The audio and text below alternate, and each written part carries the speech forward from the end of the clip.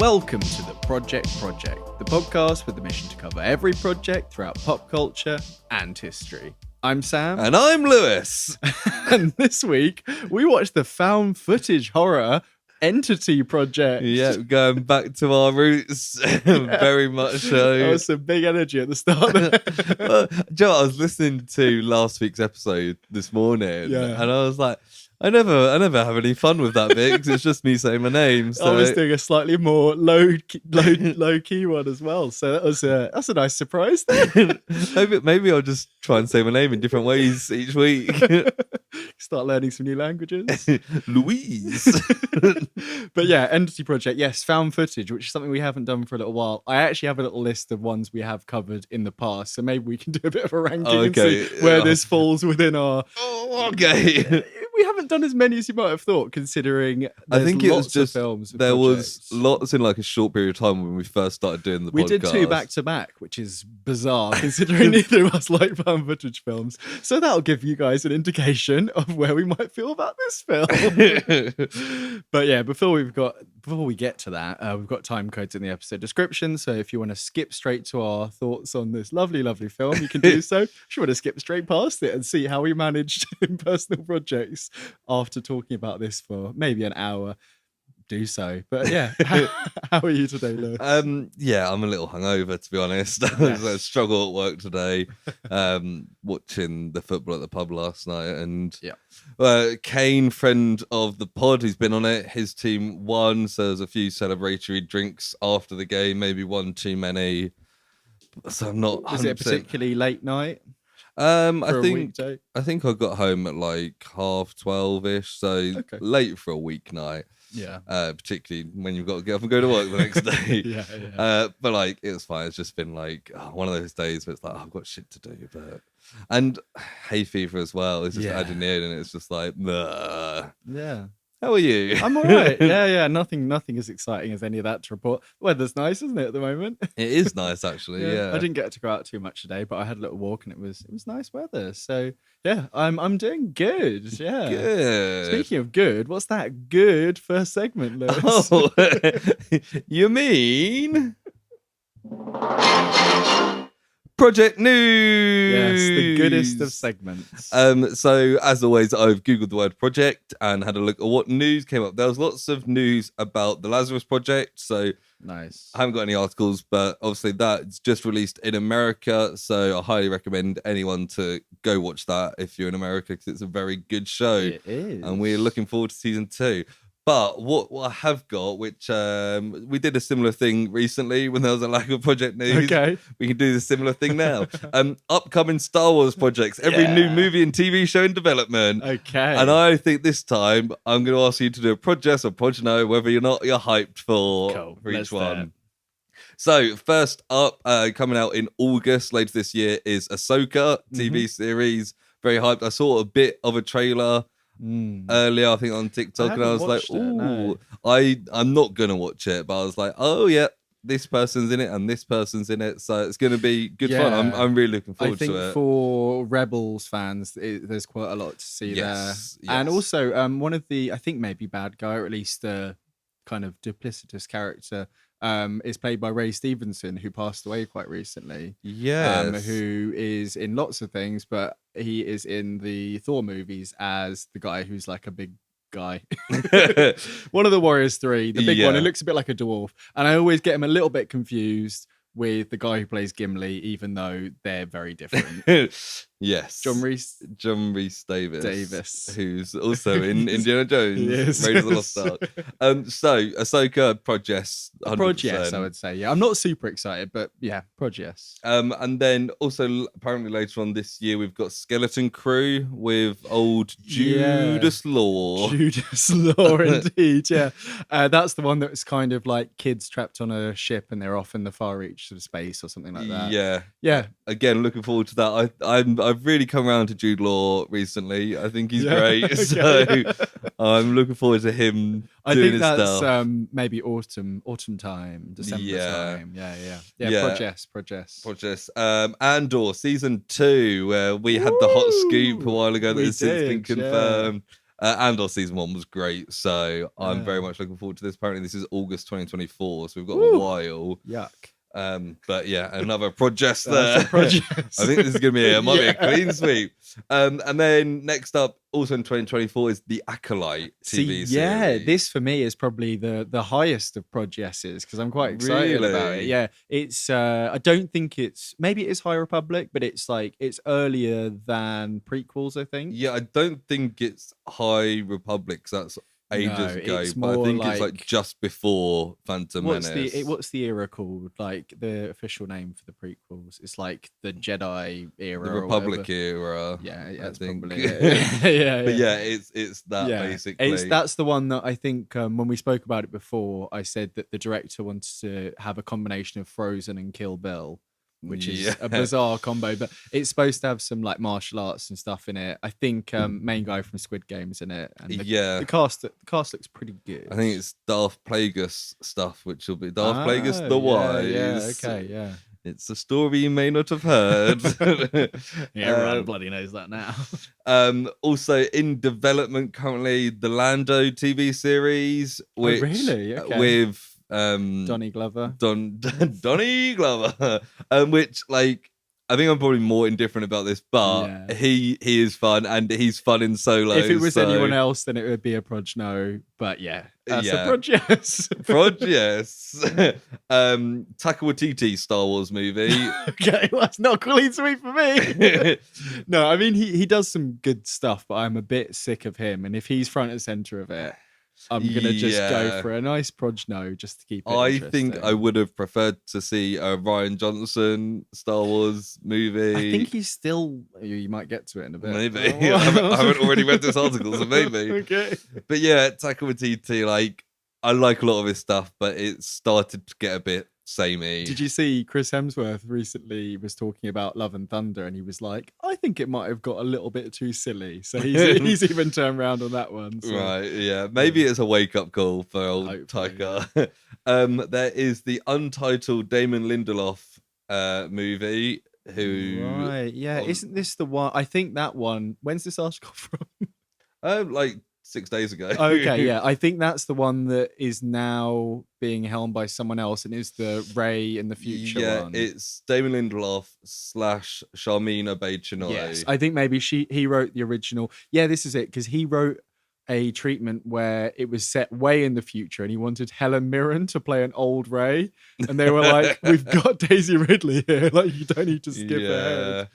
But I mean, I've spoken a lot about Lost in the past, and Damon Lindelof did some good work there. So yeah, he's done some good stuff. I can't think anything else off the top of my head. Do you know anything else that he's done? He did some Star Trek stuff as well. He did the Watchmen TV show as well, which was very good. Oh yeah, I never got around to watching and that. The Leftovers, which everyone says is very good. Apparently Prometheus too, which is somewhere in the middle. Yeah, I didn't dislike Prometheus. No, I still think, because it kind of, it's one of those where it's got really cool imagery, and the vibes are kind of immaculate in some ways. Like there's this cool, otherworldly it's just a bit like aura. But next up, we've got the Book of Boba Fett season 2. Now, I'm surprised they're making this, to be honest. Me too. I didn't dislike Book of Boba Fett as much as many people did, but it still was a bit of a weird thing. It was weird. Yeah, I still think that they should have called it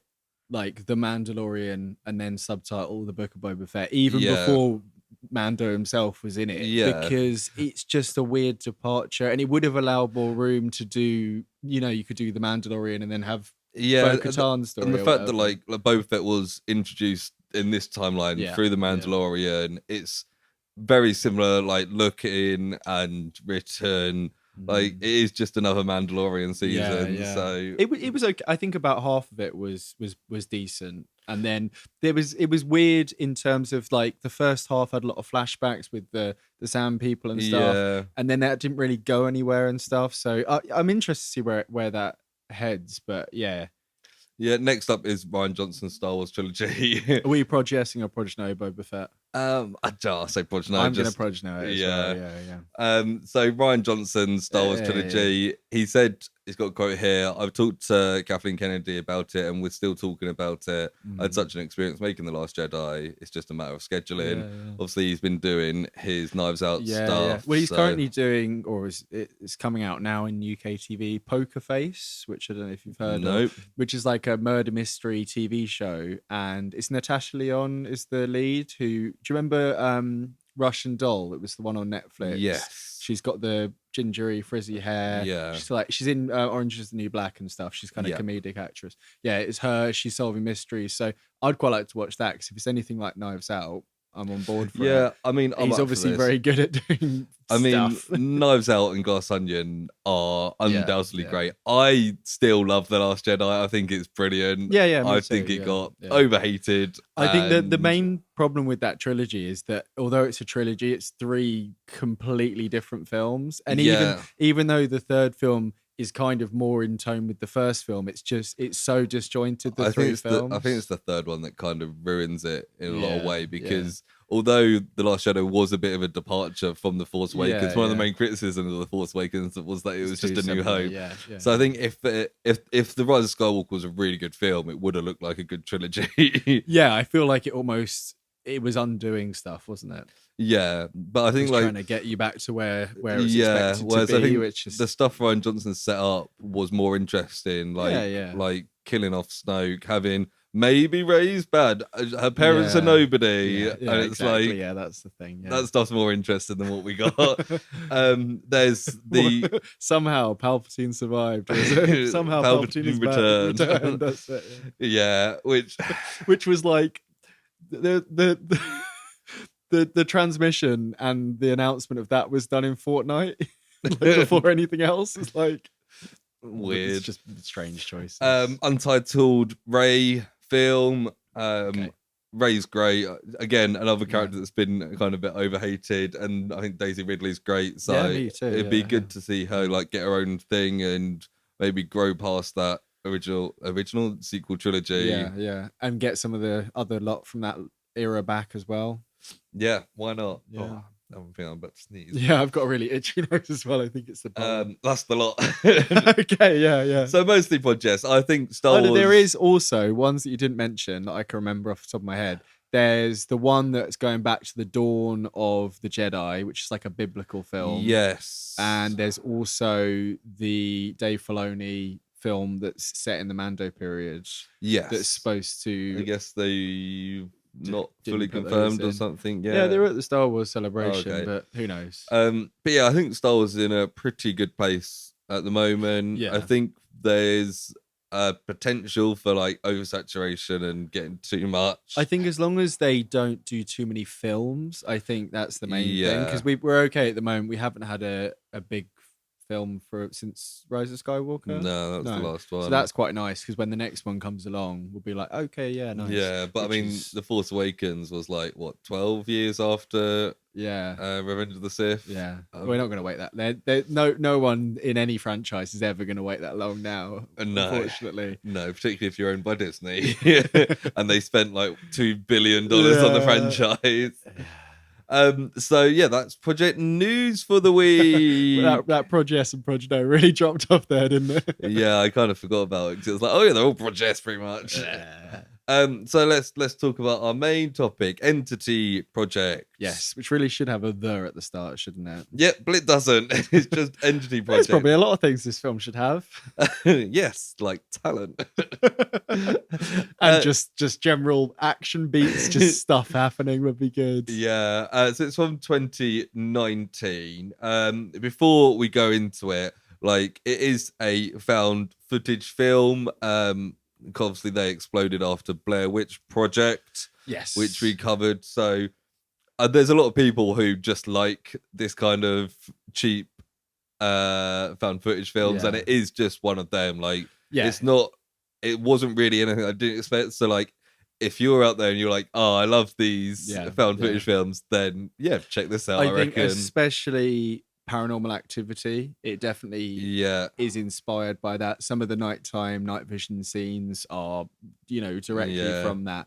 Yeah, I think if you like any of those films and you know what you're getting going into it, like Lewis said, like you'll probably enjoy this to some degree. There's some moments in it that you can kind of like, oh yeah, I can see what they're doing here, and there's that's the only thing I can say about this film. Yeah, and like the general kind of the premise of the film is fairly interesting. It's kind of to me it kind of seemed like it was playing on, like, the Conjuring films is about like the Warrens, who are the demonologists, and they're kind of alluding to that but giving them a different name, and the fact they go to the house and there's the relics in the basement, and like there's some fun stuff in this film, or at least it leans a lot on like classic tropes of these kind of films, which a lot of horror films do, but that's it. So it's written and directed by Jande Parsem, who also stars as the director. I think they've all got their same first names as well. They do, so she's called Jande, Yeah, so she's written, so she did. She written and directed and plays the director in the film. And is doing almost all the camera work in it as well.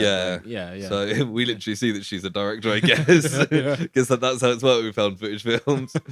I was thinking that at one point, because there is like a level of talent, and I'm not saying this film does it perfectly, but there's a level of kind of talent and precision in getting the shaky cam thing, but still managing to capture something. I don't know if it's a case of just doing enough takes and figuring out, or using the little, camcorder screen, or having maybe someone off giving you, do you know what I mean? Because there are parts in this film where it's done well, and there are parts towards the end where it's not done well. You're not seeing anything, and you're seeing like the body of the person and stuff like that. But I can see it must be a real tricky thing to figure out, like, on the day. I mean, I've always openly stated my dislike for found footage films, and part of it is the whole shaky cam thing. Because it's like, it's just annoying, and I know it's cheaper to make films that way because you don't have to show things you can't afford to make. But like, I want to see what's happening.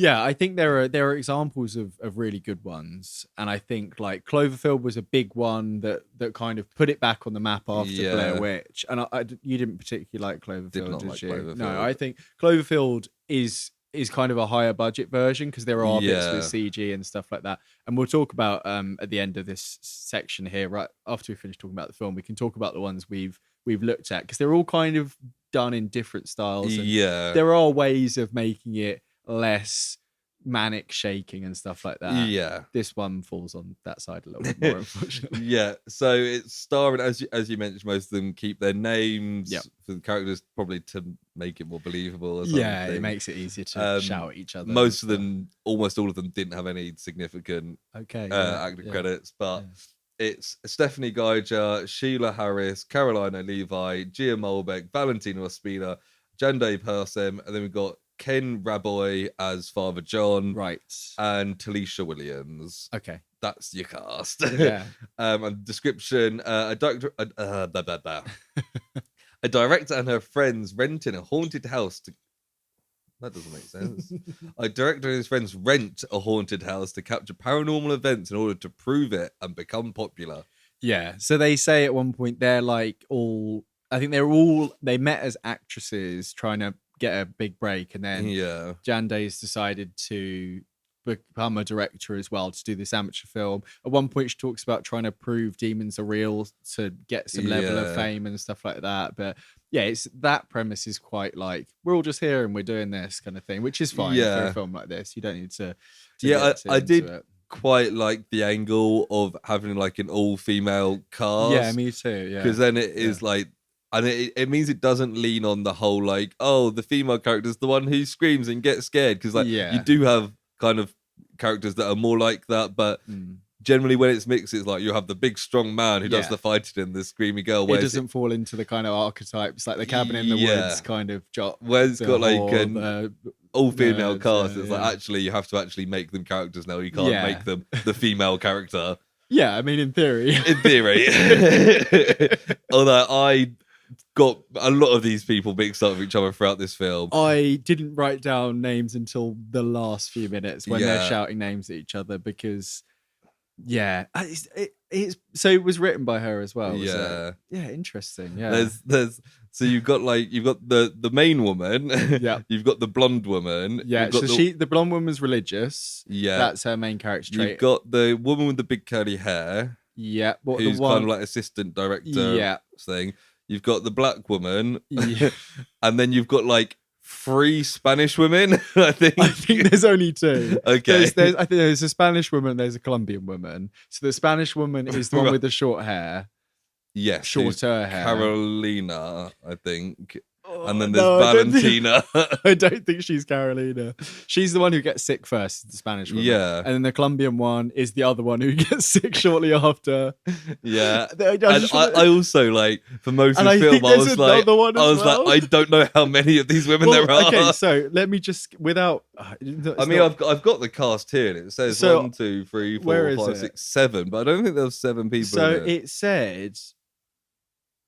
We're not doing spoilers, non-spoilers. It says 2 individuals were found dead and 3 are missing plus Jan Day. 6. So there's 6. I think we missed someone out there. So the black woman, the blonde woman, the curly-haired woman, the main woman, the 2 Spanish women. Yeah. Okay, was that 6? Yeah. I wasn't counting. Yeah. Do you want to have a guess at the IMDb score? Well, I know what the Prime Video freebie score is. What is it? I think it was 2 out of 5. So I'm going to go for 4 out of 10. Not bad. It's 4.4. Hey, that's close for me. Yeah, it was a very educated guess. Yeah. So, yeah, should we just go straight into it? Or just, do you wanna... just generally, one thing I want to say up front is that there's some absolutely bizarre character choices in this. There really is. So the main thing that I find really weird. Okay, well, there's 2 things. One, which is less funny, that it's supposed to be the framing device of this, as with most found footage. It's found footage and it's presented. I know exactly what you're going to say. It's presented to I don't know. It's presented to try to warn people of this danger. First of all, that never works in these things. If you put this online, or people are going to go do the same thing. Secondly, why is it so heavily and not greatly edited? It goes back and forth between. To emphasize character points, it goes back to the interview. If you were doing this as a public service / recovery thing, you wouldn't be like, remember this bit where they talked about this? I'm just going to cut this in here. Very strange. Also, if they edit it at all those flashes of demon black and white stuff wouldn't be in it. I didn't like that. It was stupid. Didn't go anywhere. The main thing, though, is there's bizarre moments where they don't seem to recognize that someone is possessed in this. Right. Right. But this was my main fucking thing. So the first time when she's there's a point where she looks fucked, but there's a point where she's standing facing away. She turns around and she's got black goo coming out, and she shuts the door, and they're like, okay. And then like constantly she's like, we should go home tomorrow. It's like, and she just walks off, leaves her in there, but doesn't seem to twig that anything's wrong. And doesn't tell anyone. She's got black bile like dribbling down her. Yeah. And then she goes off and sees how someone else is doing. And I'm like, are we supposed to, what is this? Did she forget? Is it demon magic? And then even later on, she's like, I just want to check that you're okay. She's like, I think, so I've probably got some notes in here somewhere, this main woman, Jande, the character, may be the dumbest character I've ever seen in one of these films. By a long distance. Consistently making stupid decisions. And like, often it's a thing like, there's a demon in the basement, so you don't go down there. That's dumb, but she takes it to a whole new level of stupidness. I think part of it is supposed to be her like obsessed with proving it and that sort of thing. Because there's the early part where there's like, the burnt haunted music box. I'm just going to play this down in the basement. It's like, we know that's a stupid thing to do, but then they've already gone that far, so it kind of works for the investigative side. And like, it's one of those, like, in real life, I know you shouldn't just compare it, but often they try and be in real life, you'd be like, it's probably not haunted, it's probably not demons. You wouldn't assume it's demons. But then when you've got your friend, like, speaking like a fucking robot with black bile coming out of her mouth in a haunted house, I might be like, you know what? I will play it safe and they say, and leave. They're like, There's no signal, so we have to wait until our person comes to pick us up. That Father John guy just turned up. It doesn't matter if he drove here. There's someone nearby. And one of you just leave. They don't even try and leave. They mentioned at one point, like, oh, we could, like, tomorrow, because it's always tomorrow, we'll just walk down the road and get a lift. The timeline is so confusing. There's a part where it's that one is in the kitchen, the Colombian one, and she's dancing around and looks like a demon. She's like, she's going, yeah. I don't know how that comes in. And then suddenly they're in a different room and it's not night. Why was the camera down there with her? Or was that Jan Day? I don't even know. I don't think it was. I think I do know that. Okay. We might have to get to it. We'll get to it, yeah. Right, so it starts... It's also really boring. That's the worst thing this film does, I think. It took me... So I watched... How many sittings did you watch this in, Lewis? 4. And this film is an hour and a half long. Yeah, so I watched nice 20-something minute. I watched 45 minutes 2 days ago. 2 days ago, and then I was tired and it was boring, so I was like, I'm gonna go to bed. And then I watched like 20 minutes yesterday before I went to the pub. And then I watched 20 minutes on my lunch break today. And then while you were feeling dreadfully hungover. Yeah. And then I watched 20 minutes when I got home because I needed to finish it. And I was just like, oh, fucking hell. Yeah. The last 20 minutes was probably the best. Yeah. Stuff happened. But yeah. That's often, I mean, that's the thing as well. Without being too, we're probably going to be quite harsh on this film. Also, these people might listen to this because that often happens with these things. But I'm sure they've heard. Don't take it personally. I'm sure if you are listening, you've heard worse in comments and stuff. And this is kind of what we do for this. So, but yeah, it does follow the tropes and the kind of pacing of a found footage film. Often, nothing really happens for about half an hour.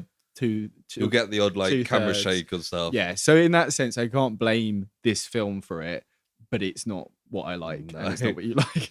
So it starts with a video of an exorcism in 1998. Yes. And like there's a woman possessed. So it's kind of setting the scene. Yeah, they kind of take her down to a basement or whatever, and then she starts going blah, blah, blah, blah. Yeah. And then fast forward to 2018 and bam, it's found footage. And I was like, yay. Yeah, I kind of realised because when you click onto it, it's got like a really close picture of a woman. And I was like, this is found footage, isn't it? Did you pick this one? Yeah, I think I did. It's weird because like the poster and stuff, it's the priest, but like looking creepy and stuff. And I thought they're kind of doing the Blair Witch with that picture as well, aren't they? A little bit. But also, the actual film post on IMDb is the final shot of the film. Oh, is it? With the priest looking at the camera. I was like, all right. That might be what I'm thinking. Yeah. But anyways, it's 2018 and they're driving around. They get to this it comes up saying footage intended to be an amateur investigative documentary, and then it's used as a public warning or whatever. So this bit, right? So they go around the house. They're having a look around. It starts with just the silent walking around. Which is, I guess... and it keeps like cutting it to like a black and white version of events. And I was like, oh, are they being watched? Are they being like hunted? Yeah. Is that the vision of a demon? Nope. I don't know what it is. That just happens throughout the film. Sometimes it's like a different place.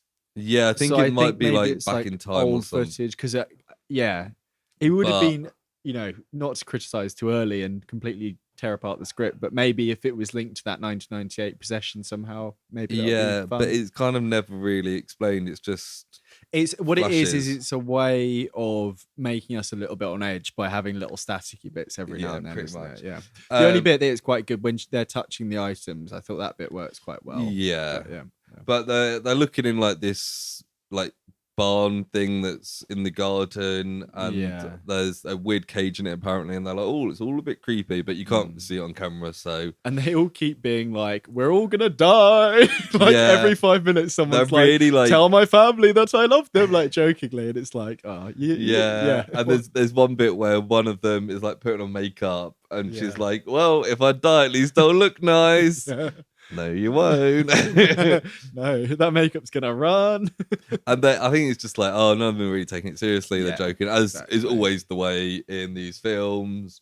So they say this little barn is painted shut. I was like, I don't think that's a foolproof locking mechanism, to be honest. No, I think if you kind of used a bit of a edge and kind of pulled it enough, you'd probably get through that. Yeah. I don't know. Yeah.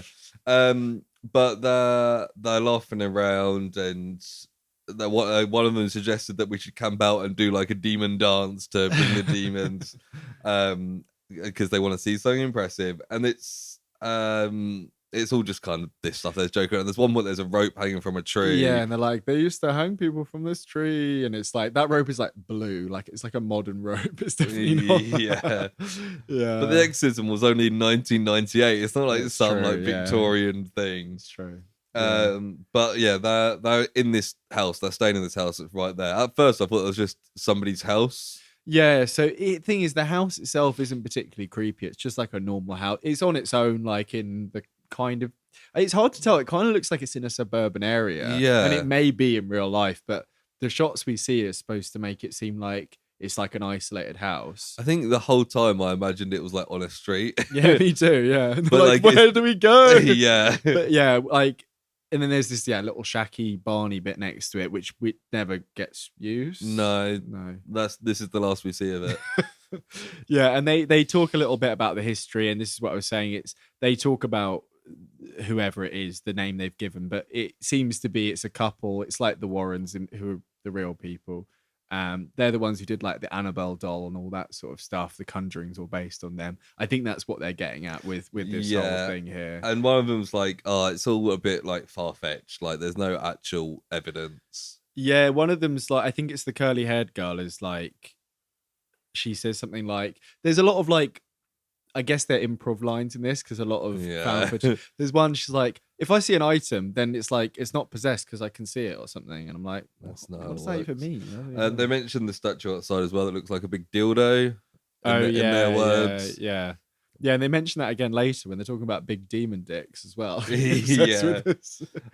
But they're all kind of like set on the head. They kind of getting ready. There's more of this flashes of black and white whilst they're in the house. Constant. And they're all just kind of joking around. I've written down here actually there's 6 of them. Okay. So clearly I forgot about that. I think I was getting confused about who was behind the camera sometimes, but yeah.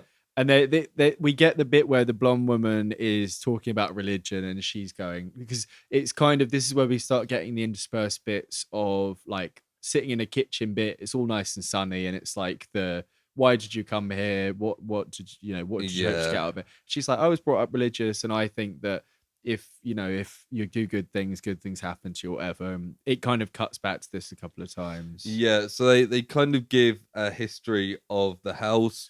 They say that people, there was a couple there, they're Andersons, I think. Andersons, who performed exorcisms in the basement. They collected artifacts from their different cases and kept them in the basement. Yes, so I was a little bit ahead there. Yeah, this is what I was saying. The Warrens in real life did the same thing. So and then they eventually decided, so they put the items down there so they were safe.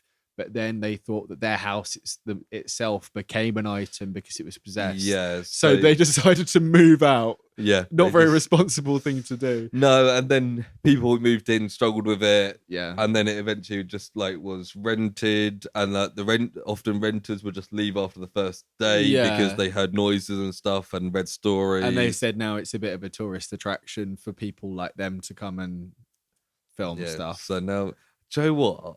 That'd be real fucking moneymaker, wouldn't it? Yeah, if like more than one person died there, like more than one incident happened, I feel like the police would be like, you can't rent this to people anymore. But like, based on what? Like the fact that like, I don't know. Yeah, maybe if people wanted to do it, be like, oh, great. I've got this haunted house. Are they paid up front in this as well? They keep saying. And you wouldn't even need to like the cost of like upkeep. It'd be like the worse it looked, the better for business. And like if people die, it'd be like, well, what? You think a demon killed it? You'd probably have to sign like a waiver before, wouldn't you? Yeah, exactly. And then maybe this is a business idea. The only way to really do that is to then kill them, though, isn't it? Well, maybe the demons will get them. Yeah, but that'll be my story anyway. Yeah. But yeah, they're just kind of chilling out in like the living room. Yeah, they're like smoking a joint. They talk about weed a lot in this. Yeah, randomly. this is like the kind of party scene, but they're not drinkers from the littlest things. They're smokers. I think they're rolling using a Bible paper, which is something that they talk about at one point because they've got a Bible and they're pretending to like Yeah. they're being like, oh, what's going on with this At Bible? one moment, the fire goes bang, and everyone's like, "Whoa!" Right. Okay. And then they ignore it. I saw there was a bang. I didn't know. I heard there was a bang. Yeah, we get cut here with another bit of interview. Oh yeah, this is that blonde girl saying, "Oh, I'm religious and stuff." Yeah. And then one of them's like, "Let's party and start," and like takes her top off. Yeah, this There's is no what made music. me surprised that it was written by a woman because I was like, this is the kind of scene that a man would have written. Like, what would a group of girls who were all? I mean, I'm sure some girls do like taking their. I mean, some girls definitely do, but like it, yeah. They do. It's like they suddenly just like get down to their underwear and just dancing around. And, it's like, and okay. one of them even says, someone puts some music on and then they start like doing claps and like bangs on their knees. Bizarre that nobody decided to get their phone out and put Spotify on. Yeah. Kind of weird that they didn't have music on in the first place. But I mean, guess... they got no signal, but you'd bring like a speaker or something. Yeah. It seems it was a weird scene. Yeah. It's Joe what? It was supposed to be them all having a fun time together. This is meant to be 2018, but they act as if this is like the 90s. Yeah, you know what would have been better is to set it in the 90s. Yeah, have that original thing in the 80s or the 70s. Yeah. Just say this that's when the Conjuring stuff is all in the 70s. I think it's like so, it's found footage, so like you can set it whenever you want, really. Yeah. And they're using a fucking camcorder in 2018. Yeah. Who's doing that? I think they'd be using their fucking iPhones, wouldn't they? Yeah, that's true. Yeah, I mean, when did the Blair Witch sequel come out? Was that 2018? 2014, I think. Was it? Yeah, but that's all with drones and iPhones and so that's that. what you do. Yeah. But they go to bed eventually. And one of them's like, "Oh, I don't want to sleep in the dark in this house because she's been smoking too much weed." And the person she's sharing a room with, who's the main woman, I think, puts like a blanket over the lamp, and they're like, "Cool." And we kind of watch them sleep for a bit, and then suddenly something jumps across the screen, and the camera tilts a bit, kind of knocks it off his tripod a little bit. And that kind of surprised me because it was just like a jump scare. Oh, I missed it because I was writing notes, and in the corner of my eye I saw something flash, and I was like, "Oh, I'll rewind it." And obviously, then it didn't make me jump. I think that was the only bit that like kind of semi got me in that. Like, I was surprised because I was like, "Oh." I was surprised like this. See, I think there's a couple of bits that I thought were creepy, but nothing actually made me go, "Oh." Well, I was watching that bit at night as well, and nighttime is scary. Nighttime is scary, but it's the morning now in the film. Yeah. Even that. Oh yeah. Also, when, apparently, according to my notes, when it runs past, it goes Blair. There's some weird sound design choices in this film. Yeah, it's very inconsistent because, like, which bit are you thinking of? Because it's all of it. Some bit is just like, and I was like, "What is this?" The bit where she's going down to the basement towards the end sounds like a big frog. It's like, four of them go out for a hike. Go on. Speaking of, we were talking about bits that they just ignore stuff happening when she's just screaming and throwing up, and they're like, "Well, she's ill." Yeah, she's just screaming. But anyway, four of them go out, and the main two want to stay to do some filming, and they're like, "It's basement time." Yeah, and they say, "Don't get raped in the woods," which I feel like is a bizarre thing to say in any situation. Did they? I think I missed that. They mentioned something about that later as well, but I think maybe we're supposed to think anyway. We'll talk about it. But they go down to the basement. There's a bunch of like ripped out, slightly burnt Bible pages like all over the floor.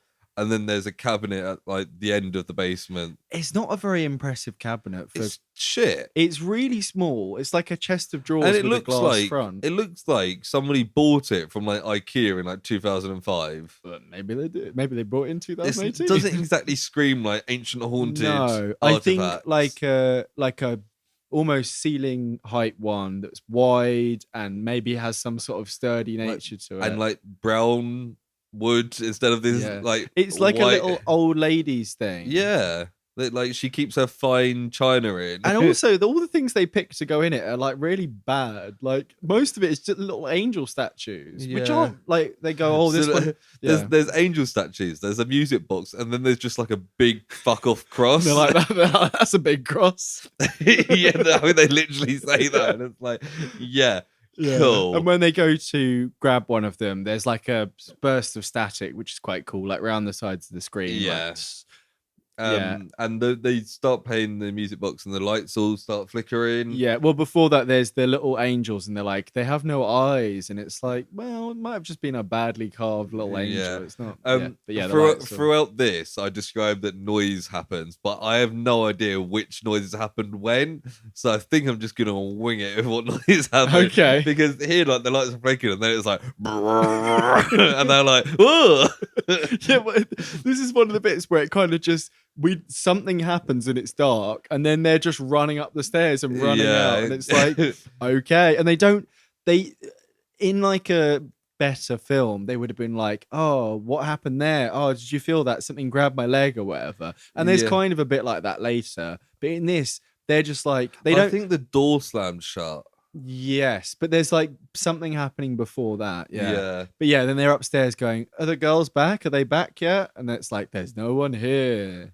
Then there is someone there. Yeah. Suddenly there's a knock at the door, and it's a creepy old man who's the local priest, Father John. He looks so old. He does look really old. Especially towards the end of his section in this. Yeah, and he's called Father John. He's like, I'm the parish priest. Turns out he's not the parish priest, as we find out from the end. Yeah. What's up with that? He was lying to them. He put on his outfit to come and see them. I mean, maybe he is the parish priest, but he's not allowed to be part of the church anymore. Yeah, because he kept doing exorcisms. Well, yeah, and he's like the harbinger. He's there to go, you shouldn't be here. I'm going to give you a warning. And he keeps going, you shouldn't be here. And they go, do you want to come in? And he goes, okay. Yeah, I thought that was so funny. What harm could that do? He's like, you need to leave immediately. And they're like, cup of tea? Yes. Yes. And it's like, what the fuck? I've noted down here that she is terrible at holding a camera. And I know the whole thing of found footage is like shaky cam, but there's a bit here where she's standing still, talking to the priest and filming him, and it was like all over the place. And I'm like, why is this shaking? Why are you shaking here? Also, when they get him to go over to the kitchen table, dining room table, they sit him down, and he's like, I'm going to tell you some stuff, and they're like, can we film it? And he's like, of course, that's fine. Of course, I'm in a film. I'm allowed to do it. And then he tells them the same stuff we already know, but he says like, I used to help the church when the Vatican wouldn't approve exorcisms, I did them anyway. Kind of thing. He's like, decisions had to be made. And she's like, is it ethical? Yeah, whatever. And then suddenly he gets a bit choked up and he's feeling a bit flushed. And he's like, they're like, can I get you some water?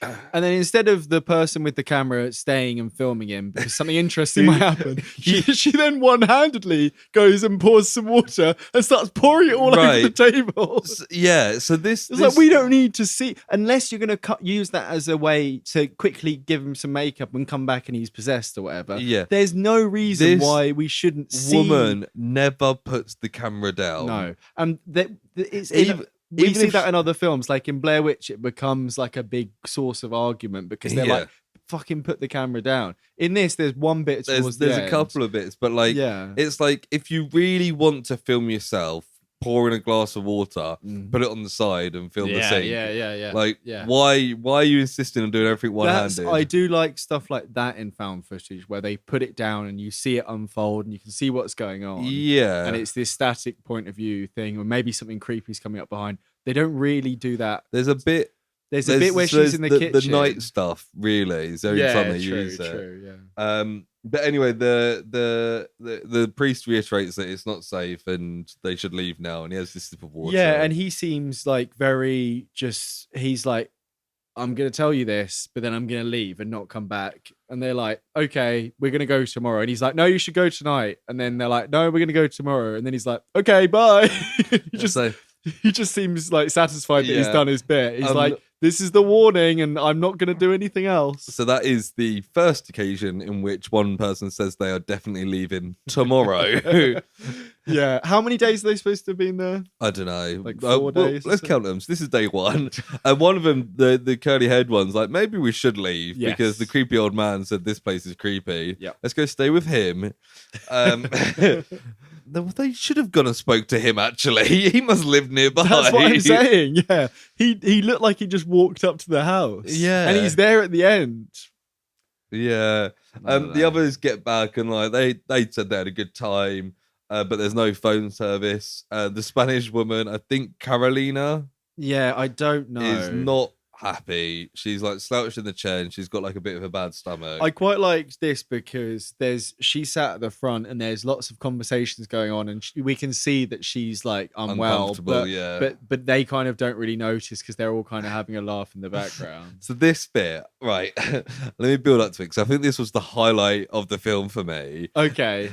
So that they're like talking about the priest and they're talking to Caroline. She said she feels sick. I think I might. And then they talk about the business. And then bam, there's a man falling from the sky. And I was like, whoa, what's happening? This is interesting. There's a demon flying towards them. And then wait, that man is Kevin Bacon. And he's talking about the latest EE deals. And I was like, what the fuck is happening? So I had a similar experience.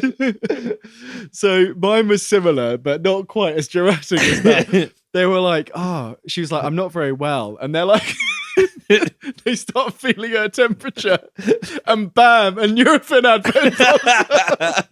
Wow, that is good product placement. And it was like, if you're unwell, take a Nurofen. I was like, oh damn, this girl really needs a Nurofen. Did you get the Kevin Bacon advert at any point? I think I've seen it before, but not because like the way it starts with just like a man falling from the sky. I was like, shit, stuff's happening. Who's filming this? It's the priest. It's like he's in action mode.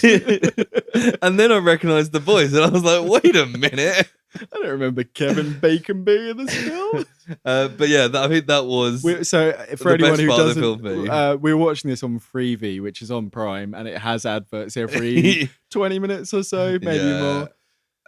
And it's some of the most entertaining parts. Once I realised, I think there's a bit later on. So when I watched the last 20 minutes, and kind of Christina was on the sofa next to me, I think another advert came on that I found a bit entertaining. And I was like, it's a really sad indictment that the best parts of this film are the adverts. Yeah, I mean, at least it's a little break, you know? Yeah, some of them are like 90 seconds or something. I was like, I'll go do other stuff for a bit. It cuts to nighttime after she's basically like, I'm ill, I've got a stomach ache. Yeah. Then it cuts to nighttime. Two girls who are sharing the room with I don't know why they've put I guess she's seen Paranormal Activity, so she put the camera up in the bedroom. Yeah. This time it's night vision. This camera must have insane battery. Yeah.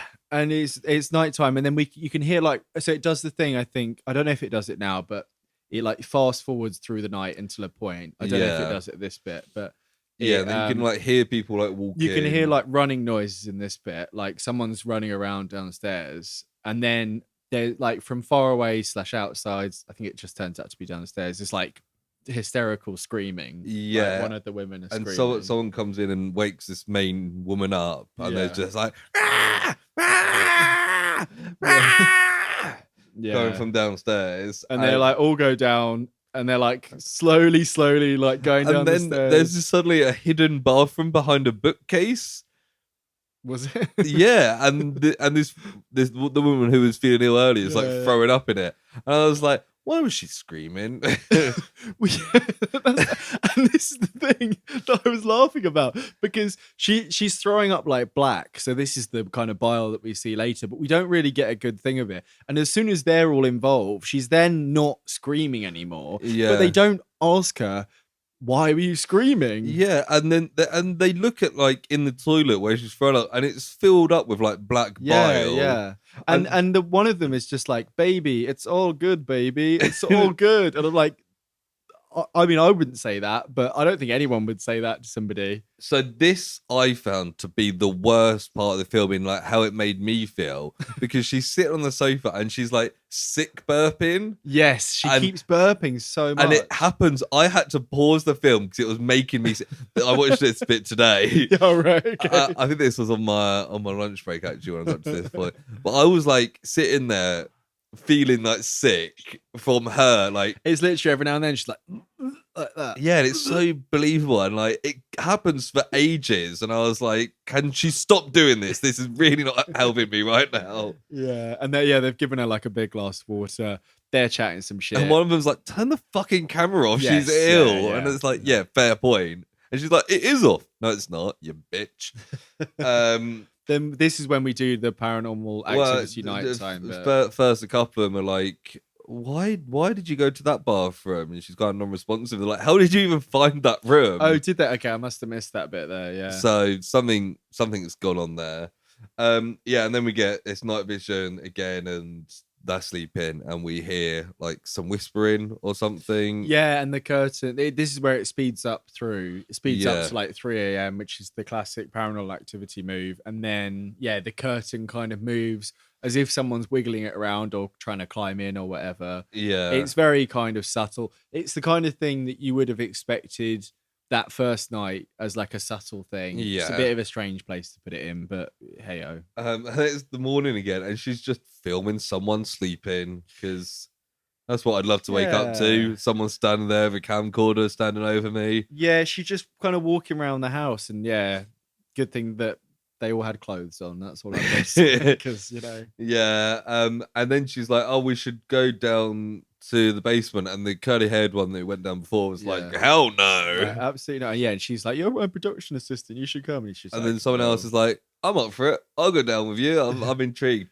And then the other Spanish woman, the Colombian woman's outside, is sitting outside. Yeah. And like they're probably like, she's probably having a cigarette.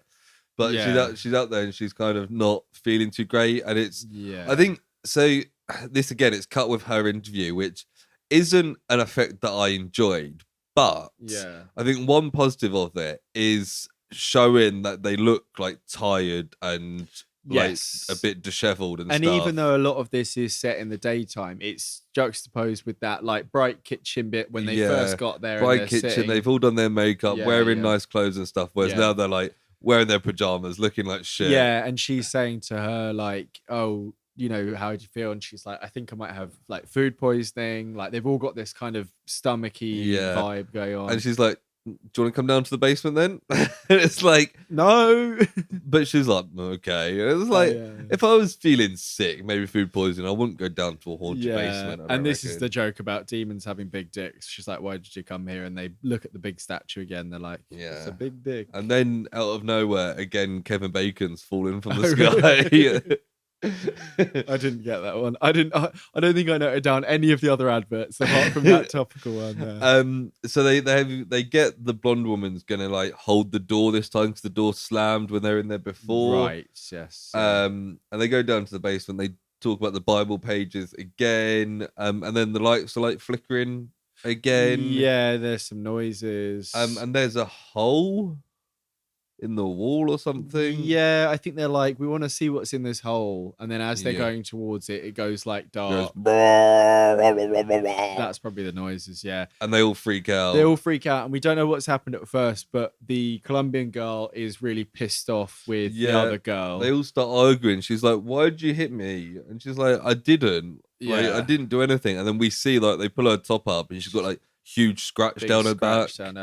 Yeah, and they're like tending to it. Oh, they also couldn't open the door, and they're like to the blonde girl, "Why are we holding it shut?" And she was like, "I was trying to open it, but it was like locked." And it's like she was pulling from her side, they were pulling from their side. Yeah, and this is the bit where then the Spanish girl, they're like, "Better go check on her because she was ill last night. We've all forgotten about her." She's standing just within the doorway of her bedroom, in her facing the other way, facing the opposite way. And they go up, and the Janae or whatever goes up. Yeah, just her. She's like, "Hey, what's going on?" And then she like slowly, she's just staring away from the camera. She slowly turns around. This is when she's got black eyes and goo dripping out of her eyes and mouth. Yeah. And she's like, "Bleh," or something. And then she slams the door, or the door slams on its own.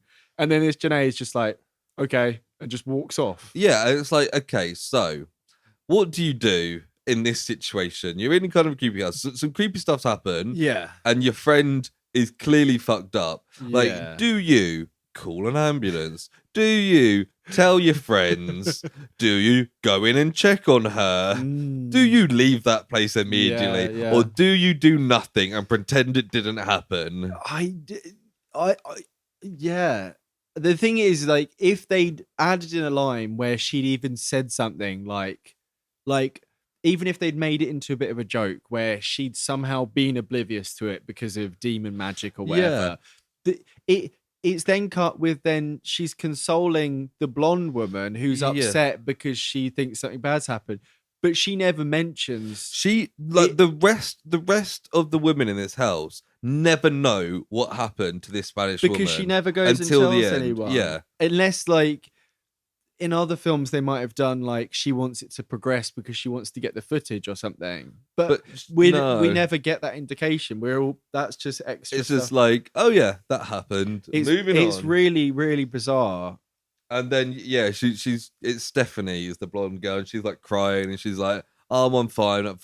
For a second, I thought she was possessed as well, but Well, I she think says she's she had just a nightmare, bit of a but I pussy. don't know if maybe the night before she had a nightmare of this happening or something. It's quite unclear. And another girl's like, "Stop fucking filming her. She's clearly upset." Yeah, that's true.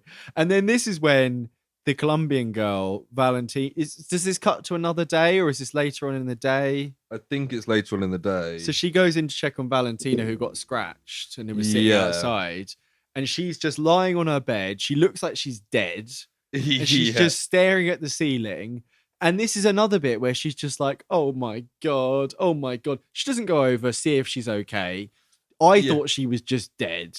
Right. And then she turns and she's like, get out. Yeah, she's doing... And like, clearly a really bad voice effect, but clearly like a demonic even before voice. that, she's saying something looking at the ceiling. And she's she's not speaking Spanish. She's like, I like it here and stuff. They're doing like an Evil Dead, like over the top demon voice thing, but it's just... And then she's like, get out. And she just like leaves. And again, she doesn't go and say, hey guys, 2 of our friends are clearly possessed right now. Yeah. There is a bit actually in between this that we just skipped over where she has kind of a Blair Witch moment where she turns the camera to herself. Oh, right. Okay. And she's like, oh, I'm scared. She's like, we're going to leave in the morning. Second time. This is day 2 when they've already said they're going to leave. 2 more days. Yeah, I think we do. But this is the second time they said that she's going to leave in the morning. And she's like, if we don't leave tomorrow, I can never forgive myself. Yes, that's right. Yeah. Well, maybe you're not going to be able to forgive yourself. And that's why she ends up. Yes. But yeah, so it then gets to nighttime again, end of day 2, and 2 of them are clearly fucked up, and let's sleep. I would not fucking spend another moment in that house. Not after one of them did a demon voice and one is boiling all over the place. I would grab doors. like the other 3 girls, take them out and be like, those 2 are fucked up. Yeah. We need to get an ambulance, get something, but we cannot go back into this house without like an army. Hello, the army? The thing is, going back to the Spanish girl standing in the hallway, even if she doesn't believe there's demons, she is delirious, she's throwing up, she's potentially bleeding out of her face, and she's locking you out of the room. You need to get involved and do something. You need to help her. She's negligent in all forms of the word. She's a bad friend. She's bad friend. So this is another nighttime fast forward. Yeah. Then we hear the door like creak open. Yeah, and we hear footsteps. And then the girl who's in the room with the main girl just suddenly starts screaming. Yeah, we kind of see like a jump in a way of like her laying in bed, kind of suddenly she's in a different position or something. Okay. And this is screaming, then she starts crying. Yeah. And she's like, something touched me. Yeah. And later on, this is the other thing. They say like, did she get raped or something? And I'm like, yeah. I know that's like a like succubus and there's incubus and stuff. Like it's a demon thing, you know, being assaulted in the night and stuff. But we didn't see anything to indicate it. I feel like it's a weird thing to just. I've always thought it was really funny that a succubus is called a succubus. Like, Yeah. it's a really funny name for that thing, isn't it? Because they suck you and then you bust. Right? Like, who named that?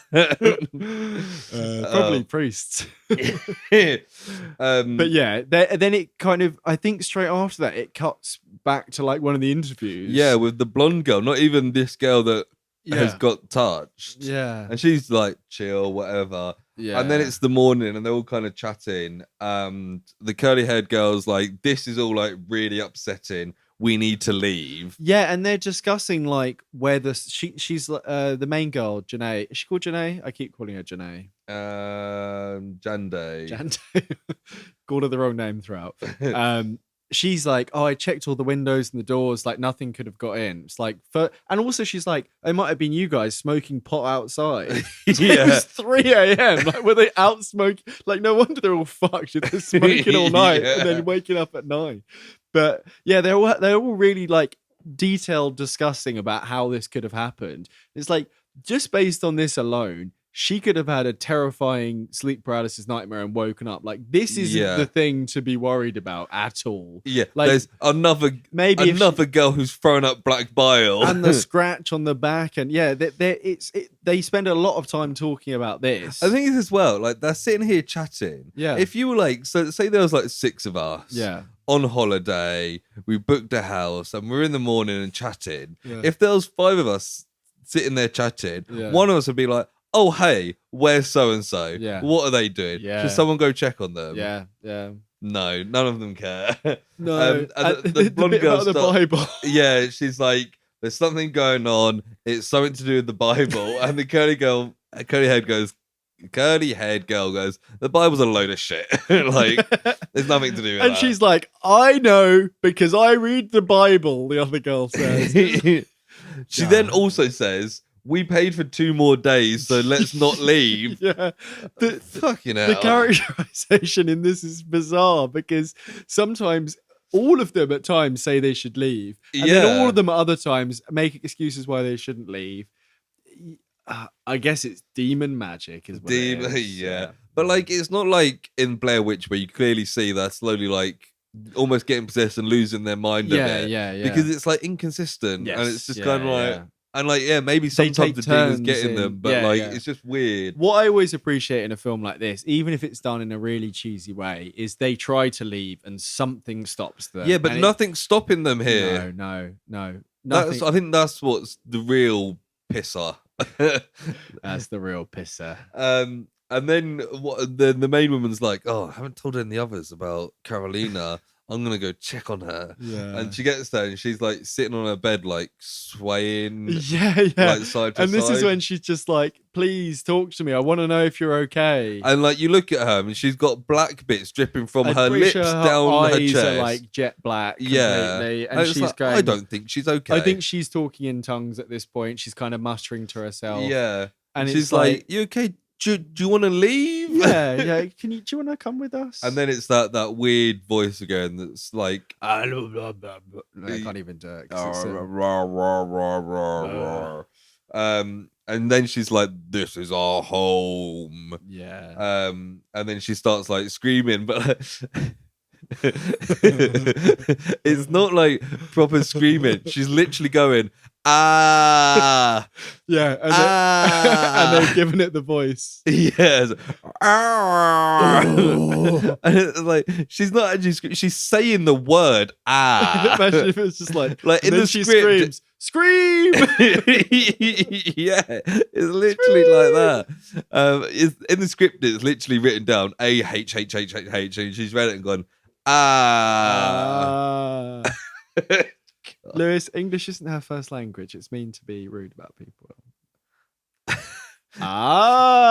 Is an English word? Maybe she was just being careful. She wants to pronounce it correctly. We cut with an interview with John Day here where she's like, I'm just here looking for proof. Yada, yada, yada. Yada, yada, yada. Blah, blah, blah. Back and she's like, right, I want to go back to the basement because that's the smartest thing I can do right now is go back to the basement And I don't on my own. She's playing with the music box, but then she's not in the basement yet. So did they bring the music box? No. Is that like cutting back and forth? No, the music box isn't where they left it. It's on the stairs. Right. Ooh. Or when they ran up, she just dropped it at the top of the stairs. I mean, yeah, maybe. Yeah. But she sees it and she's like, anybody in there? Yeah, and this is when there's a big frog down there going. It's like really throaty, guttural kind of. And she's like, I'm heading out. And she like kind of.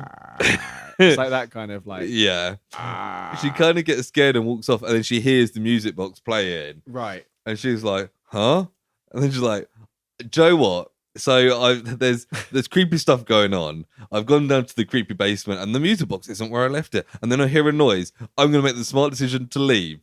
Oh, wait, I hear the music box. What's the smart thing to do right now? Go down the stairs. Go down the stairs. But she doesn't make it very far, does she? No, she takes like 2 steps. And it's a lot darker this time. It's super dark. And this thing's like proper like. And she turns and runs this time. I think something moves, or the voice comes closer, or whatever. I was quite looking forward to seeing like a little thing happen, like a little demon. There's a bit, the way it's filmed, it kind of looked like it was like a corner of a ceiling, and I got a bit confused at one point and thought she was in the basement and she was looking up at a dark corner, and I was imagining like a little scuttling thing up there. They probably didn't have the budget for that, which is fair. But so she then goes. She puts the camera down this time, facing the sink, and she kind of washes her face and drinks a bit to like calm down, and she forgets about the camera. So the bit we see later is it's now nighttime again, end of day 3, I think. Yeah, it cuts. So we're that bit in the kitchen. You're like, what's going to happen? Something evil's going to happen, and then we cut to her in the evening. I don't know if it's her. Let me I think it's. Now, Colombian woman. Yeah, painful. Yeah, monster throat noises. She runs away. Suddenly, it's nighttime, and one of the girls is in the kitchen. Yeah. And she's kind of stand there, and she's like crying, but then she starts like leaning back a bit too far. Yeah, and she like turns to the camera, and you see like her eyes are all black, and she's got kind of veiny like black veins, monster bits down her face, and she's like almost contorting in pain. I mean, it looks a bit silly, but it's one of the better bits of the film. And they've clearly got sound effects to make it sound like her bones are breaking. Yeah, and she sounds like she's like in pain. And kind of screaming a little bit, but like quietly. But then she kind of eventually just like stops as a demon and just kind of looks at the camera, and the camera turns off. But this is what I don't understand, because then suddenly it's now the morning again. Is that the morning then? Yeah, so now the morning of day 4. So what she's done is she's gone downstairs, got the camera, watched it, and then is now put it up to then record her talking to her friend about how she just watched the camera. Because she's saying to her, she's like, I watched it from last night and I saw this. Yes. Yeah. Okay, right. Because I thought it was the Colombian girl, because they wear different outfits and they've got dark hair, but she looks kind of similar to her. Yeah. And so it's the girl who got touched in the bed, who's basically not left the bed since because she's scared. She's like, I want to leave. I need to get out of here. I think she says, she's like, I want my mum to come pick me up. Yeah. Because they're quite near New York, she said. And she's like... And Dunde's like, we can't. There's no phone service. You have to stay here. Yeah. Like...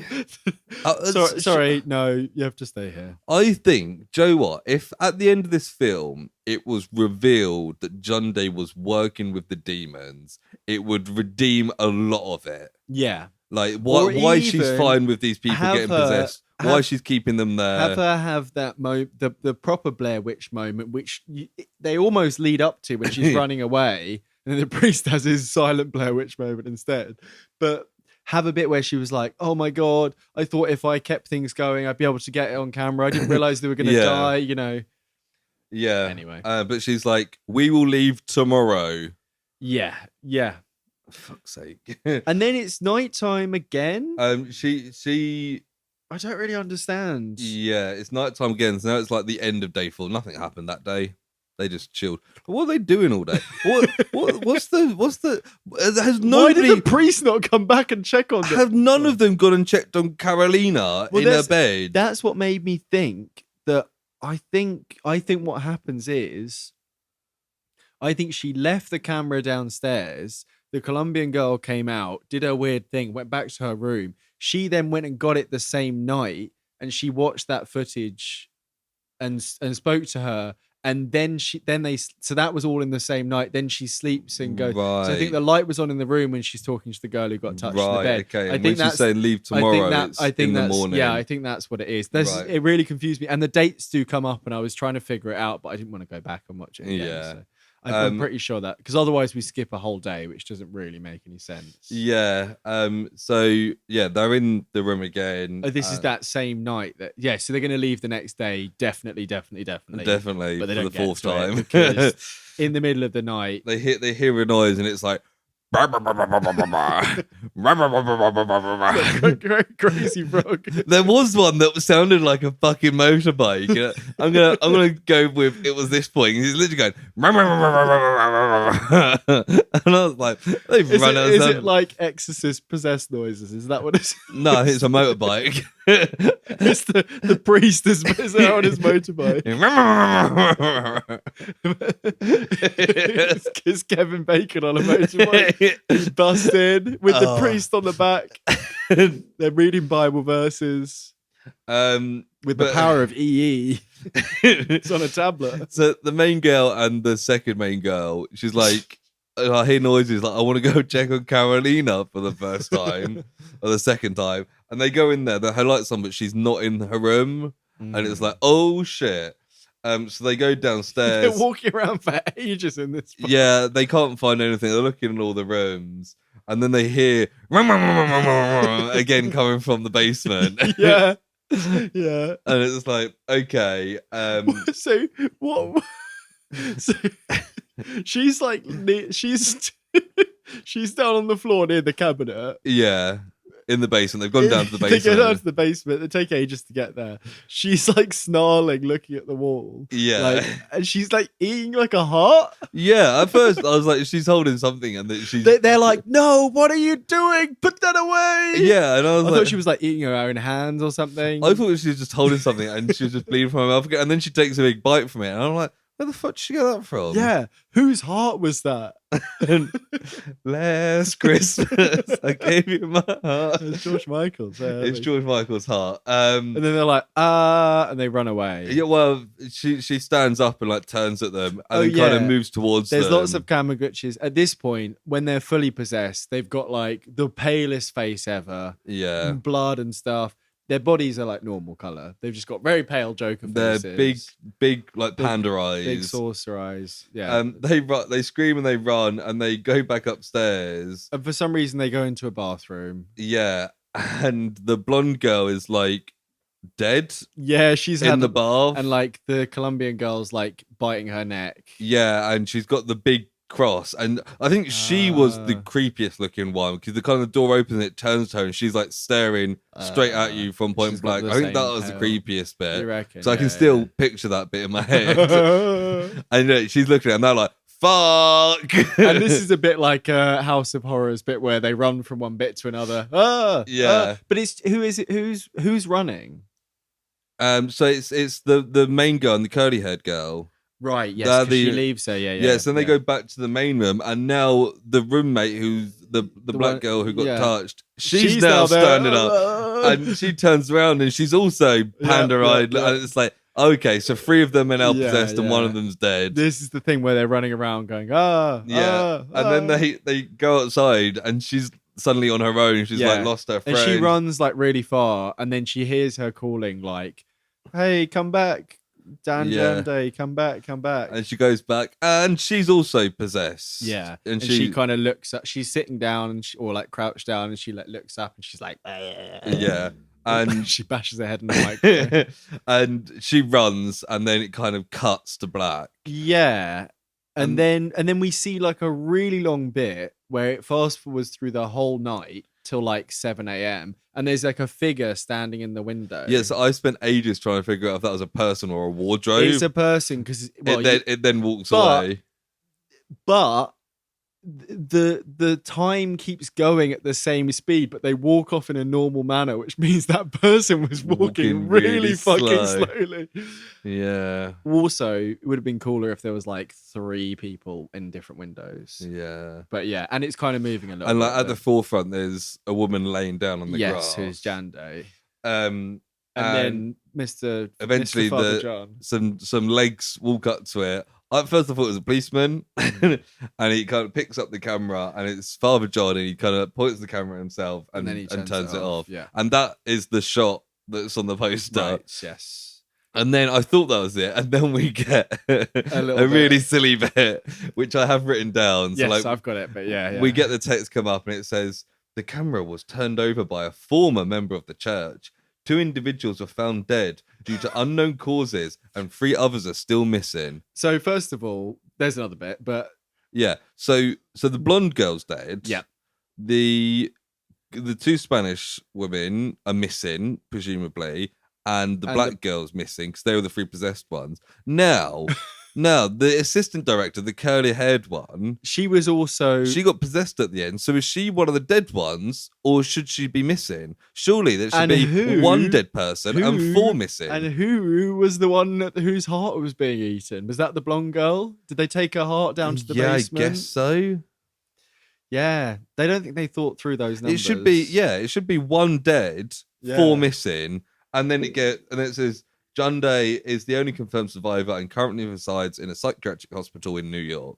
Yeah. So she got away. Yeah, and she feels guilty, as she said earlier. I'll never forgive myself. Yeah, too right. You're the reason all this happened. Absolutely, yeah. But yeah, these numbers don't add up. No, they don't. Also, so former member of the church, I guess he got disavowed or whatever because exorcism. Or was Father John like in on it in any way? Because he looked a bit creepy. I guess he handed the camera over, so I guess he can't have been. Yeah. But that would have been a fun twist as well, because like evil priest, like on the poster, he kind of looks like an evil priest. Yes, guy, I thought that was going to be the plot of this film. Yeah, evil priest guy. Yeah, but it's not. What entity? They say entity like once. They're like, is there? They never say project. No, but that's just the thing you add on so that we can watch it for the podcast. Yeah. Yeah. And that's the end of the film. And it's bad. Yeah, that's my my last note there is bad film. There was no trivia for this on IMDb. No, well I've got all the stuff about found footage to talk about, but before let's talk about this. So like I know I have like an ingrained bias against found footage, shaky cam horror films. Even looking past that, we've covered enough of them that I feel like I can like brush that aside and talk about it. This is bad by those standards because like the characters are stupid and inconsistent. Yeah.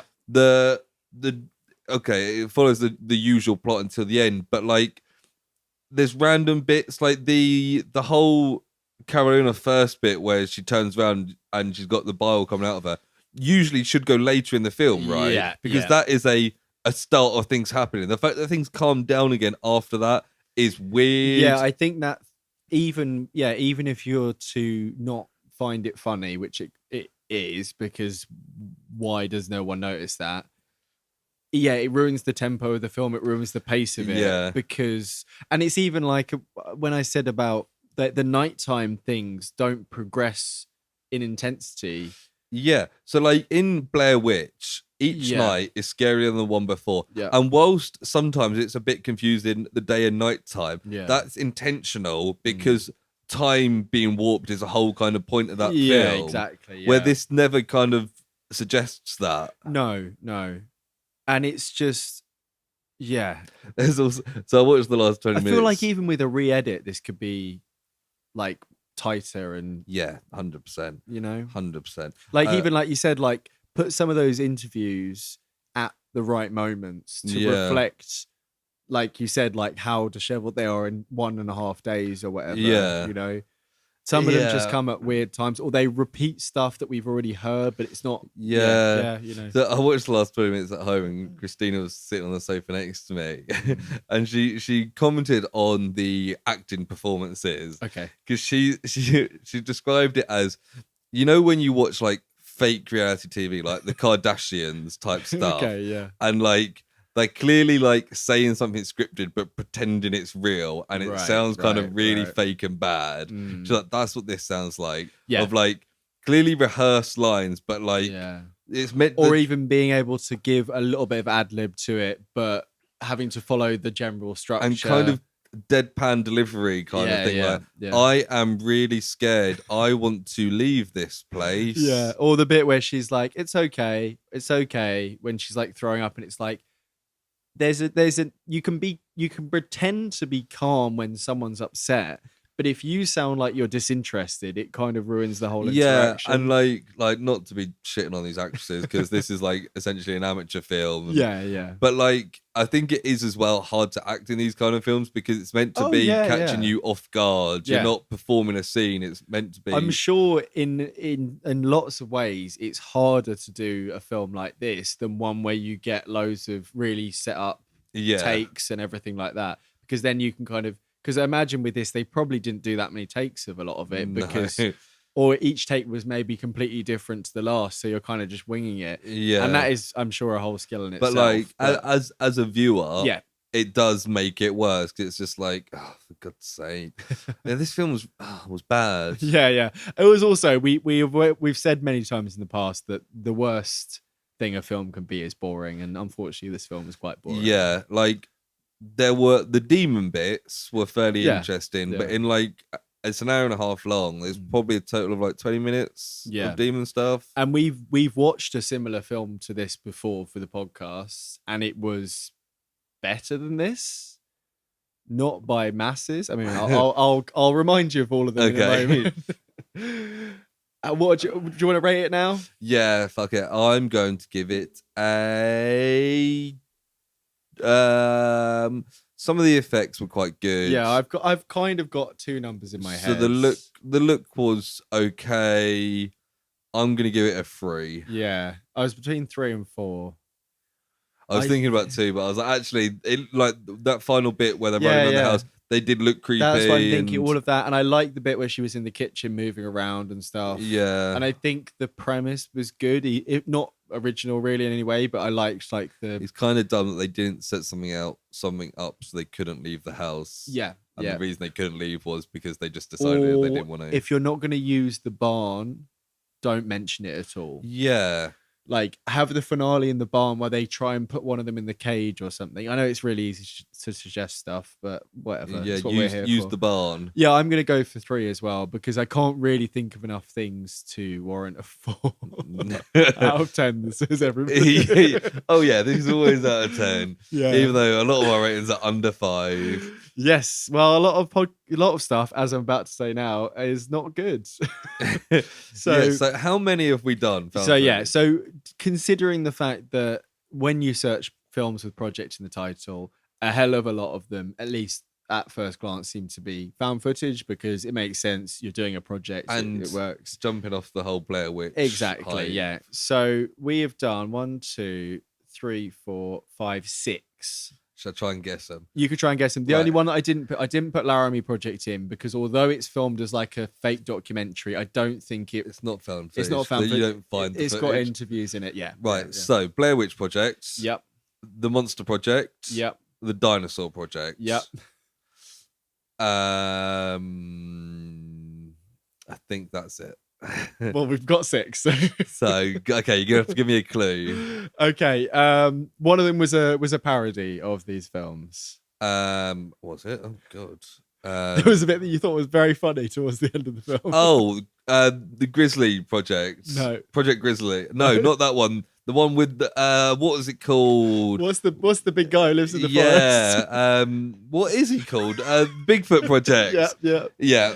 Okay, there's 2 more, both revolved around a group of teenagers. Project A? No. Other end of the alphabet. Project Z? Couple back. Project X. Yeah. That's the party one. And Project Almanac? Almanac, yes. Yeah. So 2 ends of the alphabet, effectively, yeah. So episode 1, we did Dinosaur Project. Episode 6, we did the Monster Project. Episode 11, we did Project X. Episode 16, we did Blair Witch Project. 22 we did Bigfoot Project, and 23 we did Almanac. I think they were all better than this. Yeah. So as a vague ranking, where would you? I mean, I've just read. So I think I've put Blair Witch at number 1 because although it has its flaws and it's probably the oldest out of these, I think it's probably the best. It's had the most cultural impact. Yeah. So go for your rankings. I think I probably put Project X as second down because it's different to the rest. It kind of it has its own fun things. It's not a great film. Then I put Bigfoot because it was enjoyable and it plays on the Blair Witch stuff. Yeah, and it had jokes throughout, so it wasn't boring. Then I put Almanac because I remember the time travel stuff was quite interesting. Yeah, and again, it's a bit different. It's not horror, so it has more to do. And then I put Monster because it has monsters in it, but it's not great. And then I put Dinosaur last because for a dinosaur film, it was lacking in dinosaurs. Yeah, I think that's probably fair. I think I might put Bigfoot above Project X just because I thought it was more enjoyable. And Project X, whilst it's different, was just like big party. Yeah. Boobs and beer. And then, of course, Entity Project goes at the bottom. I think like when focusing on like haunted house, like the most direct comparison being Monster Project. Yes, that's what I was thinking. Yeah, and that even does the thing at the end where it does the House of Horrors. They run around, each door's got a different thing going. Blah. But that has like the interviews as well, which were fairly interesting. The character designs are quite good. There's the different creatures and stuff. Even though like one of them is just like a ghost or whatever, it's like a demon girl. That was. I can't remember what we rated. Probably didn't rate it very high, but that was much better than this. I look back on that fairly fondly. That's. I think I look back on pretty much all of these fairly fondly. All of those. If I listen back to the episodes, I'd probably change. Even Dinosaur Project. I mean, it was not great, but it was our first episode as well. Fun as well. Yeah. But this was bad. The thing, there was even funny moments in that, like with the guy hunting him and running around. Yeah. What is it? I'm a professional, Luke. That was it. God. Yeah. Wow. What? That was the very first 90 odd episodes ago. But so we haven't done one since episode 23. That's amazing, really. We've really avoided doing We did 6 in the first 23. Yeah. That was like one every 4 films we'd do. Yeah, and it is pretty much it's pretty consistent there. So we'll probably leave it a little while, I imagine. Yeah. I don't think there's as many as it seemed at first. I think there's more digging we've done. They just kept coming up. But cool. I think I'm happy to stop talking about Entity Project now. Yeah. Excellent. Which means it's now time for Personal Projects.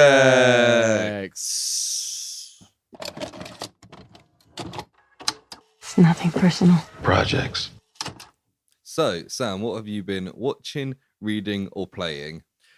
Well, I haven't actually got that much to talk about. I finished Breath of the Wild. Oh yeah, I finished the main story anyway, which was good. I did all the build up. The final bit was great. You go into the castle that it's been like haunted or whatever. Haunted. There's like ghosts. There's Ganons there doing shit. And entities are all over the place, and all the robot things are there shooting you and stuff. Eternal. That's the word I was thinking. I spent ages searching Eternal Project on Prime. I mean, it felt like a bloody Eternal. Yeah, maybe it's more apt title. But so I was prepared. I got like the armor that deflects against the things that you fight there, and I went and did that, and it was great fun. It was like a kind of Dark Souls Elden Ring bit where you're going through this castle and you're getting loads of gear because all your stuff breaks all the time and all that. Getting loads of gear. Anyway, that was great fun. The final boss was a little bit disappointing because if you've got all the main big mecha animal things, like they all shoot a laser and it like takes half the health off straight away. So I found it quite easy, right? Which is the point because they're supposed to help you with the fight and everything. And I was like, cool, I finished it. And then you get teleported outside and then you have to fight it again, but it's like a big beast and it's running around. You're on a horse. That was quite fun. And then there's like a whole long cutscene at the end, and I'd done this mission to get all the memories back to get the good ending, because when I was looking up how to prepare it was like, do that. And then it's like, okay, nice ending. And then it just takes you back to before the boss fight. And the you got like New Game Plus thing, like it's recognized that you finished the main quest, but you just like you can still do this. I don't know. It was a bit disappointing because I guess the point is if Link had finished his adventure, he wouldn't go on and do the rest of the stuff. Right. But it was a bit like, okay, I'm back in, like, standing literally where you walk into the last boss. And I was like, this is a bit weird. Have you ever played the Talos Principle? No. They're making a new one. I saw. It's like a puzzle game where you got to get the lasers. But like constantly throughout it, like the plot is you go in these places and there's like AI messages and stuff. You trying to figure out who you are, and there's like a god talking to you called Elohim, who's like, stay away from the tower, don't go up the tower. Right. Christina already played it, and I was like, I want to go up that fucking tower, obviously. Yeah. And after there's like 3 locations. After you do like 2 of them, a big like door opens and it's like bright white behind it. And Elohim, because you've been going up the tower, obviously, he's like, go through the door and I'll take you to Utopia or whatever. Right. And for this whole thing, I'm like, I don't fucking trust this guy. Christina, being the naive soul she is, was like, well, he's the one who's in charge. I'll go through the gate, and it takes you back to the start of the game. That's annoying. So she didn't tell me about that when the gate opened. I was like, I'm not fucking going in there. And she's like, no, do it. And I'm like, no, I'm going up the fucking tower. And like the ending, you are meant to go up the tower. Right. Okay. Yeah. Is it kind of like vaguely biblical vibes? It's very, very biblical references. Yeah. But it's like robot. I think robot it's Bible. I think what you work out, because I couldn't bother to read all the stuff, is that it's like it's basically a Skynet situation. They created AI, destroyed the world, and this is in the far future where everything's been destroyed and there's just you, essentially. And like AI gods kind of thing. Yeah. Yeah. Okay, cool. Yeah. But the reset just reminded me of that. No, but yeah, it was. They do it quite often with games where like the plot ending wouldn't make sense for you to carry on adventuring. So it's like we've saved the point here, and you've got the benefit, quote unquote, of finishing. Yeah. But you can carry on, and I always find that a little bit unsatisfying because it's like, but like, did I finish it or not? Because you can walk back in and fight the boss again and do the same thing again. So it's not even like the castle's back to normal. I would have preferred, I don't know, I guess it's so you can farm the bad guys and get gear and stuff. Yeah. Yeah.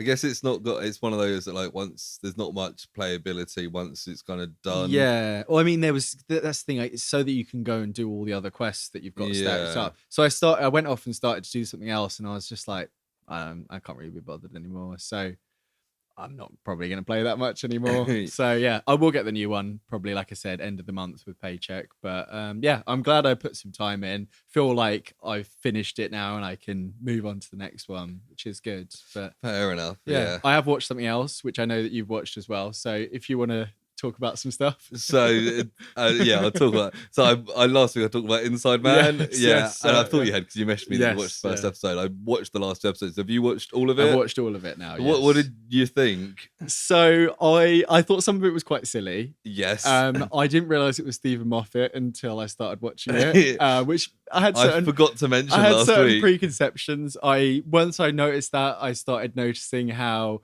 Stanley Tucci is a little bit Sherlock at times. Yeah. But that didn't really like take away from it for me. I thought it was quite like fun and kind of semi-realistic, but also very silly, like how quickly stuff progresses. Yeah. So the part that you didn't tell me before, when it's like the child abuse images on the thing, and there's the misunderstanding, and it kind of progresses because she falls over and then she kind of just falls down the stairs and stuff. But I like all that setup and how he's like really desperately trying to like fix it all, and there's some bad decisions made, but like I liked how that played as well with Stanley Tucci, who's saying like anyone could be murdered just in the right circumstances, and you see that playing out in the same thing. But like it was one of those that was like really, really frustrating to watch David Tennant's character, because like you're constantly just like, no, don't do that. No, don't do that. No, stop. Just stop doing that. Yeah. I think we watched 3 episodes in one go and then watched the last episode the next night. But like, I thought it was really good. Like, I think the way the last episode was set up, where it's the 3rd episode ends where the sun is down in the basement as well, and there's the carbon monoxide. Thought that was really cool, and I was fully expecting it to just be like the moral of the story, like the the tragic ending was opening the door and they're both dead kind of thing. Because the whole point was he did it to protect his son. Yeah. And then he was I'm glad dead. they didn't do that because that it was quite obvious. predictable. But the way it does go is just kind of chaotic where Yeah. like the flat turned out to be her flat and he put them there. Yeah. And like the mobster guys turning up. Like it was all quite intricately done. I liked how like it eventually did links it. They seem fairly separate, the two stories for most of it, and then I they did come together. like start like from between episodes 3 and 4, I was thinking like, what's the most Steven Moffat way this could go? And I was fully convinced that because he says like, oh, my wife lived in this area. And the main woman who's in the basement, Janice, is like this recluse. I was like, so, and they didn't have the head. I was like, so is this his wife? And this is like the silly connection. But then I feel like that would have come up earlier. But I don't know. I mean, there's a lot of open-ended stuff there with the wife. The one thing I did look up is like why did he kill his wife and what was going on there? I've seen a lot of theories. I read a couple of things that suggested that the wife's dad who beats him up is like a mob boss essentially. And he had a falling out with his wife over him. Right. And like he killed her, like strangled her to death, but then like to get at the dad, buried the head somewhere else so that he could never fully do that. Yeah, because the way that he says it, although I think that's because he's playing this game to try and get them to go find the head. He's like, when you find the head, you'll find out why I killed her. But I don't know if that's actually the truth or not. Because then I was thinking maybe she had like a brain tumor and it was like an act of mercy or something. But it's like, but if that was the case, why would you go through this whole thing and get yourself in prison? Do you know what I mean? But it was it was entertaining. It was good, like fun. A mini series. And like David Tennant's good as he always is. And I think like although some bits were quite funny, and some of it was funny because people were being stupid or the dialogue was a bit silly, but I think some of it was intentionally funny, like dark humor, like how Sherlock is a little bit and that sort of thing. There was I was looking up did you watch the post-credit sequence with the two of them talking where over video chat? No, there's another bit. Where Janice goes up and she's like, I want you to kill my husband, even though she said earlier she didn't have a husband. So there's not a planned season 2, but Steven Moffat says that he would be open to doing one if need be, and that's I guess where it might go, because if it's on Netflix now.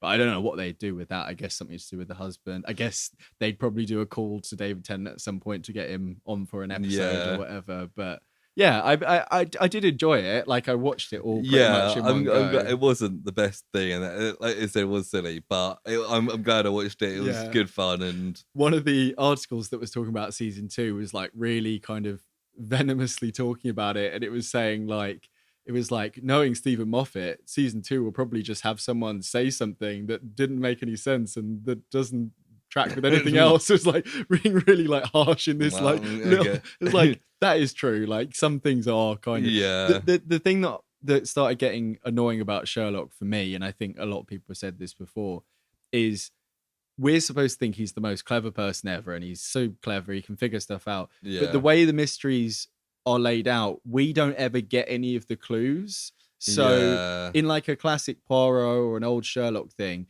throughout or even Murder on the Orient Express or whatever, you get the clues laid out so that the audience can solve it. Whereas as Sherlock got more and more convoluted, he would just do the Fantastic Beasts thing and just stand in a room and say why it all happened. Yeah. And it's like, but we didn't see any of these things. Maybe you see like one red herring clue. So it makes you as the audience feel like a real dummy. And there was very slight elements of that with Stanley Tucci where he would come out with something and he'd be like, okay, that's cool, but we didn't know that. So it's like, do you know what I mean? But I don't think it was nearly as like silly or bad as some Sherlock stuff was. But there was elements, but it's, you know, it's entertaining still, isn't it? It was silly entertaining stuff. I think, I've also watched in the last couple of weeks all 8 Harry Potter films. Okay, yes. Me and Christina started watching them like a year ago, and we stopped at number 5 because that's where they get bad. And like, I kind of hold that opinion now. Like the first 2 are very like childish and like magical, in, you know, magical and a bit of fun with a little elements, and then the third and fourth one get a bit darker and are still really good. And then David Yates comes in, and it's just like the fifth one, like, oh my god, is it badly made? Like, honestly, like the half of that film is either like montages or newspaper clippings on the screen, and then it'll be like a really like dark scene, and then it'll be like sharp cut to like a funny thing, and you're like, wait, what? And like the scenes are like a minute long, and then it cuts. It's like constantly minute by minute.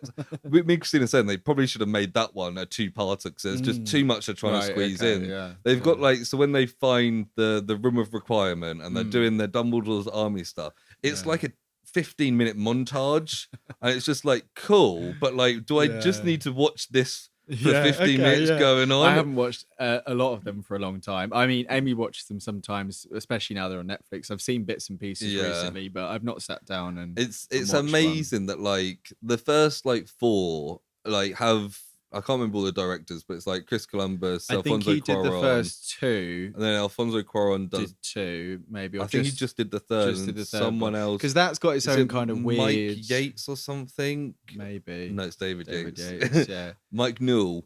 Maybe, Newell, I think, does the fourth. Because like, the tone of the first two is drastically different from the rest. Yeah. And it kind of makes sense, like you say, for the kind of childlike wonder. But I think it's amazing that like after Order of the Phoenix, they're like, right, we've had 4 different directors here, of different styles, and we're gonna choose David Yates to do the other 3 films. Plus 3 Fantastic Beasts films. Yeah, I was wondering how many of those there were. Yeah, I know we talked about them about a year ago, but and like it does just get a bit dull towards the end, where it's all kind of dark and gloomy, like, and they're just running around like, it's like, oh, it's literally I think it's it might be the last one, or the penultimate one, where like half the film is we don't know what to do. How about this? We go off, we do this. We don't know what to do. How about this? Let's go do this. And it's I remember a lot of I don't think that camping bit is that long, but it felt like a long time. Yeah, and one thing that kind of rewatching it, I thought Ron left for like ages. He leaves for like one scene and then he's back, and I was like, oh, okay.